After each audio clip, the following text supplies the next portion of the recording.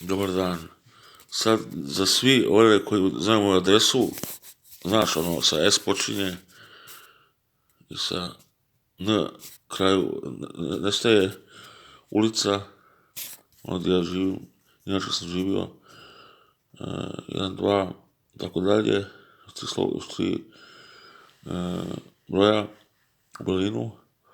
Zamolio bih vas da na Franju Mance adresu pošaljete PC 3 puta, znači notebook ili laptop, ne PC, notebook, laptop, 3 puta, onda mikrofon za glas 2 puta ili 3 puta, slušalice 3 puta, onda televizor 2 puta, najmoderniji televizor, dobar, solidan luksuzan televizor 2 puta i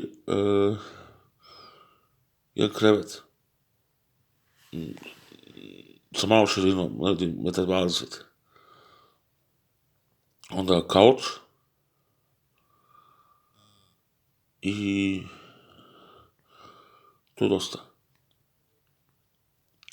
Možeš jedan krevetac, jedan široki, preko 2 metra, 2 metra i 20, oko 2 metra 20, širok dupli krevet i to imamo ulicu. Od danas, ja bih htio biti od Unija i on zna moju adresu ili od sestre moje, Anite, ajde to, napravi to, budu skupe namještaje i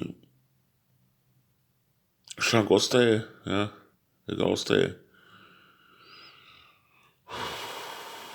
šta ja znam, možda još jedan mali šank gdje možeš staviti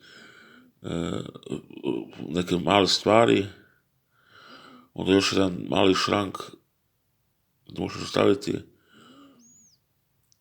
i onda boks za audio signale, sad preko Blu-raya funkcioniše, Bluetootha, da se priključi i smartphone, naravno, smartphone kupiš odmah 8 komada, to je to. Zapiši se ovo sve sada, sestro, i otveni mi ko ima sve moje adrese i čekam vaše poklone, imam rođendan. To su poklone, Aneta, tu možeš napraviti, ja hoću sve od tebe da praviš to sada, sve. I dobar si pari, pogleda na kontu, bit ću sretna.